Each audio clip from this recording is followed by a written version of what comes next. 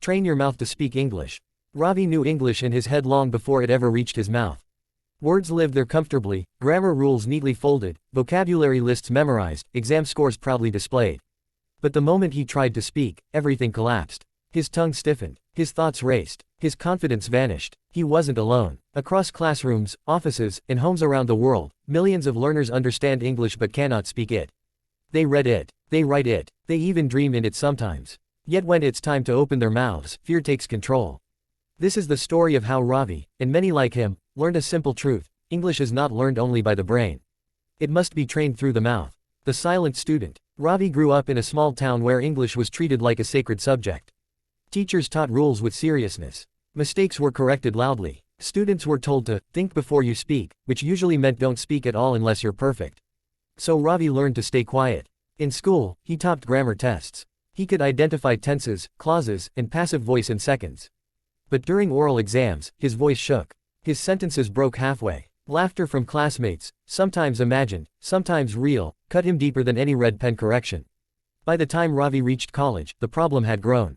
Interviews terrified him. Group discussions felt like battles he was unarmed for. He had ideas, good ideas, but they stayed trapped inside. His mouth was untrained. The big lie about English. One evening, Ravi watched a video of a foreign traveler speaking broken English in a local market. The traveler made mistakes. Grammar collapsed. Sentences were strange. But communication worked. People understood. Smiles were exchanged. That moment cracked something open. Ravi realized he had been taught a lie. First be perfect, then speak. But language doesn't work that way. Children don't wait to master grammar before speaking. They speak first, fail loudly, and learn naturally. English learners, however, are trained to stay silent until they are ready. The problem is, the mouth never becomes ready unless it is used. English is not a theoretical subject. It is a physical skill. Like swimming, like cycling, like playing an instrument. You don't learn guitar by reading music theory alone. You train your fingers. You don't learn swimming by memorizing strokes. You enter the water. And you don't learn English by thinking silently. You train your mouth. Why the mouth needs training? The brain understands English differently from the mouth. The brain can translate. The mouth must produce. Speaking involves muscles: tongue, lips, jaw, breath.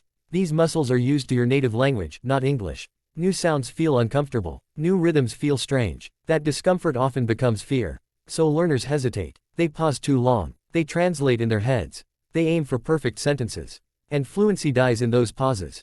Training the mouth means teaching it to move without fear, to speak even when the sentence isn't perfect. Ravi's first rule: speak bad English. Ravi made a decision that changed everything. He gave himself permission to speak bad English. Not careless English, not lazy English, but imperfect, brave, real English. He spoke to himself while walking. He described what he was doing. I am going to market. This road is very crowded. I feel little nervous, but it is okay. At first, it felt silly, embarrassing, childish, but something strange happened. His mouth started moving faster. His sentences came without heavy thinking. His fear slowly loosened its grip. Mistakes didn't kill him. Silence did. Training is daily, not occasional.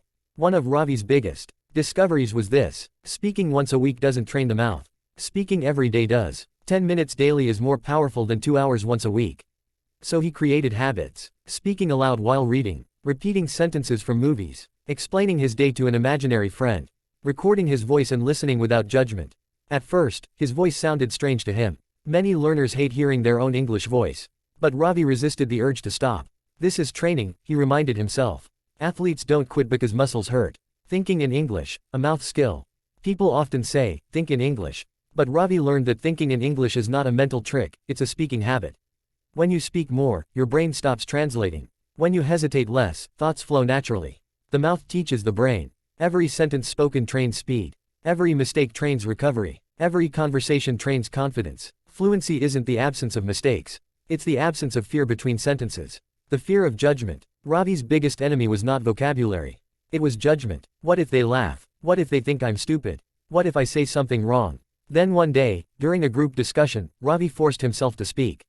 His grammar was shaky. His accent was heavy. But he finished his point. No one laughed. Someone nodded. Another person responded to his idea, not his English. That moment taught him a powerful lesson. People care more about ideas than grammar. And those who judge, they are rarely as fluent as they pretend. Accent is not the enemy. Ravi used to hate his accent. He tried to sound foreign, copying unnatural pronunciations. It only made him more nervous. Later, he understood. Accent is identity, not a mistake. Clarity matters. Confidence matters. Accent doesn't block communication, fear does. English belongs to everyone who uses it, not just native speakers. The goal is not to erase where you come from. The goal is to be understood. From training to transformation, months passed. Ravi didn't become perfect, but he became fluent enough to breathe while speaking. Interviews no longer froze him. He spoke in meetings. He joked in English. The language stopped feeling like a test. It started feeling like a tool. And one day, someone told him, "You speak English very confidently." Not perfectly, confidently. That mattered more. The real secret. If you remember only one thing from this story, remember this. English lives in the mouth, not the notebook. You don't train it by silence. You train it by sound. Speak when you're wrong. Speak when you're nervous. Speak when sentences are broken. Because every time your mouth speaks, it learns. And one day, without warning, English will stop feeling like a foreign language and start feeling like your voice.